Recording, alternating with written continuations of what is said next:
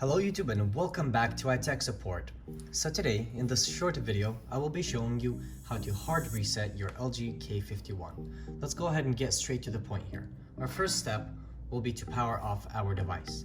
Now, if your device has a pattern lock on it, you will need to enter your pattern lock, or another option would be to press and hold the power button and the volume down button for about 3 seconds until your device powers off.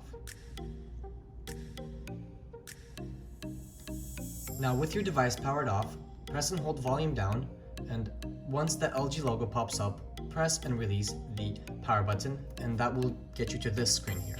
From here, you want to highlight yes and click the power button to select it. Now once again, volume down to highlight yes and the power button to select it. Now the phone will do its process. It'll delete all the information on the device and it will reboot as a brand new device without any of your personal content on it.